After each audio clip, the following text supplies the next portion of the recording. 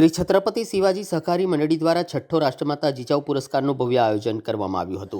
આ વર્ષે સ્વરાજ્યથી રાષ્ટ્રના થીમ પર જીજાઉ પુરસ્કારથી દેશમાં પોતાના ક્ષેત્રમાં નામના મેળવનાર મહાનુભાવોને સન્માનિત કરવામાં આવ્યા।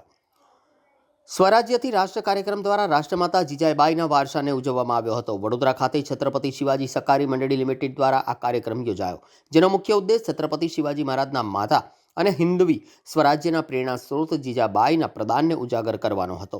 આ કાર્યક્રમ દ્વારા એ સંદેશ આપવામાં આવ્યો હતો કે છત્રપતિ શિવાજી મહારાજે સ્થાપેલું સ્વરાજ્ય વાસ્તવમાં આજના સંગઠિત ભારત રાષ્ટ્રની પહેલ સીડી હતી।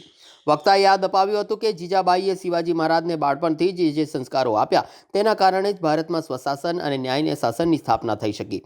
વડોદરા જેવી સંસ્કારી નગરીમાં આ પ્રકારના આયોજનથી યુવા પેઢીને પોતાના ભવ્ય ઇતિહાસની જાણકારી મળે છે। સાથે પૃથ્વીરાજ ચૌહાણની અસ્થિઓ ભારત પરત લાવનાર શેરસિંહ રાણાનું વિશેષ સન્માન કરવામાં આવ્યું હતું અને તંજાવુર તમિલનાડુથી ખાસ ઉપસ્થિત રહી મરાઠા સામ્રાજ્યના વારસાને ઉજાગર કર્યો હતો। વડોદરાના રાજવી પરિવારના સભ્ય તરીકે ઉપસ્થિત રહી ગાયકવાડ શાસનની પરંપરાગત અને રાષ્ટ્રભક્તિ પર ભાર મૂક્યો હતો અને ફૈઝ ખાને સામાજિક એકતા અને સાંસ્કૃતિક મૂલ્યોના પ્રચારક તરીકે હાજરી આપી હતી। મંડળી લિમિટેડના અધ્યક્ષ જીજાબાઈ માટે રાષ્ટ્રમાતા શબ્દનો જ પ્રયોગ કરે, જેથી આવનારી પેઢી તેમના સાચા કદ અને પ્રદાનને સમજી શકે।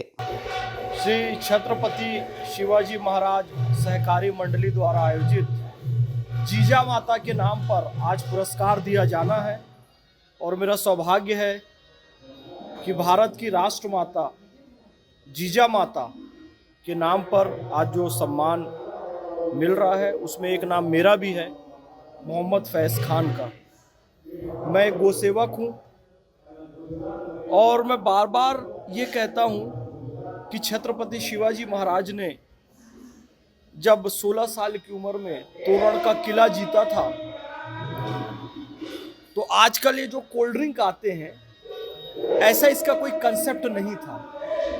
उन्होंने गौ माता का दूध पिया, दही पिया, घी पिया और अपनी जीजा माता का दूध पिया, तब वो 16 वर्ष की आयु में ऐसा कारनामा उन्होंने कर दिखाया कि तोरण का किला जीत लिया। आज के बच्चों को, युवाओं को चाहिए कि छत्रपति शिवाजी महाराज के आदर्शों पर चले। और चूंकि मैं गो सेवा कर रहा हूँ, राष्ट्र सेवा कर रहा हूँ, इसलिए इस संस्था ने मेरा नाम चुना। मैं अपने आप को सौभाग्यशाली समझता हूँ कि इस पुरस्कार के लिए मुझे चुना गया। इस देश से जातिवाद की भावना खत्म हो, संप्रदायवाद की भावना खत्म हो, क्षेत्रवाद की भावना खत्म हो और हम सब केवल और केवल भारतीय के रूप में जाने जाएं, विशुद्ध भारतीय के रूप में जाने जाएं और भारत को पुनः विश्व गुरु के वैभव तक पहुंचाएं, जो कि भारत पहले था। 2047 यानी कि स्वतंत्रता के 100 वर्ष पूरे हो जाएंगे। हम चाहते हैं कि भारत इस वर्ष पे विकसित भारत के रूप में जाना जाए, सशक्त भारत के रूप में जाना जाए और समर्थ भारत के रूप में जाना जाए। और आज ये चीज़ दिखाई भी दे रही है कि सारी दुनिया आशा से भारत की तरफ देख रही है। ये उसी क्रम में एक कदम है। जीजा माता पुरस्कार भारत को विकसित भारत बनाने के लिए। जिस तरह बैंक के जो अध्यक्ष उनकी जो सोच है उसके बारे में आप क्या कहोगे कि जैसे ऐसा ये अवार्ड उन्होंने पूरे इंडिया में एक ही अवार्ड ऐसा है जीजाऊ माता के अवार्ड? देखिए, गौरव पावले जी इस राष्ट्र की युवा शक्ति के प्रतीक है। राष्ट्र के प्रति एक युवा का, एक देशभक्त का क्या सकारात्मक दृष्टिकोण होना चाहिए, वो गौरव पावले जी की विचारधारा से झलकता है। क्योंकि मैं बार बार एक बात कहता हूँ, माँ माँ माँ, मेरे मुख से सबसे ज़्यादा ये शब्द निकलता है और मैंने इसलिए जीजा माता के नाम के साथ राष्ट्रमाता शब्द भी जोड़ा हूँ। तो गौरव पावले जी इस बात को बहुत अच्छी तरीके से समझ रहे हैं कि आज हमारी माताओं को जीजा माता की तरह सशक्त होना पड़ेगा, तभी छत्रपति शिवाजी महाराज जैसी संतान को जन्म दे सकती है और ऐसी संतानों के माध्यम से ही भारत को विकसित भारत बनाया जा सकता है। तो गौरव पावले जी और उनकी पूरी टीम को मैं बहुत बहुत बधाई दूंगा कि आप खूब उन्नति करें, खूब लंबा जिएं, खूब स्वस्थ रहें और इसी तरीके से देश सेवा का काम करते रहें। बहुत बहुत धन्यवाद। श्री छत्रपति शिवाजी सहकारी मंडळ लिमिटेड दर वर्षे वडोदरा शહેરની એક આગવી સંસ્કૃતિને લોકો સુધી પહોંચાડવાનું કામ કરતી હોય છે. તેના ભાગ સ્વરૂપે ભારત વર્ષમાં જેઓએ પોતાનું નામના કરેલી છે, જેઓએ રાષ્ટ્ર માટે કંઈ કરેલું છે, તેવા લોકોને રાષ્ટ્રમાતા જીજાઉ પુરસ્કારથી સન્માનિત કરતી હોય છે. આજ રોજનો જે કાર્યક્રમ છે દર વર્ષે એક અલગ થીમ લેવામાં આવતી હોય છે. ગયા વર્ષે આપણે ભારતીય સેનાને સમર્પિત કરેલી. આ વર્ષની જે થીમ છે તે સ્વરાજ્યથી નેશન.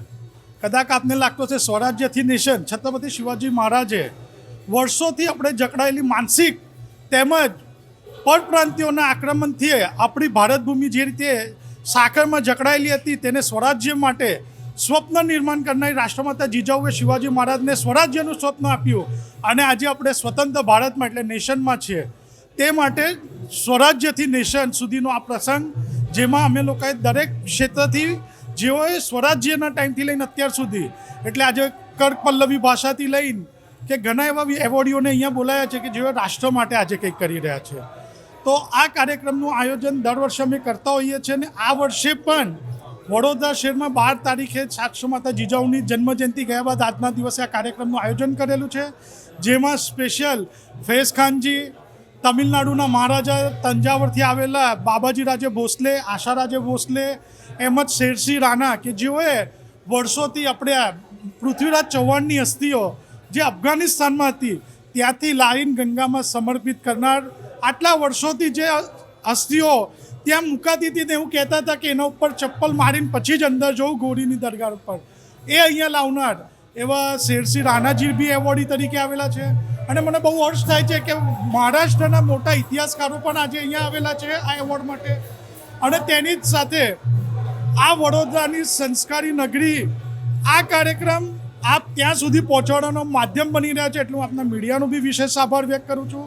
અને દર વર્ષે આવી કંઈક વિવિધ થીમો લઈને વડોદરામાં અમે લોકો ચોક્કસ આવા કાર્યક્રમો કરતા રહીશું એવું આપને ચોક્કસ અમે આશ્વાસન નહીં આપતા પણ તમને અમે વચન આપીએ છીએ.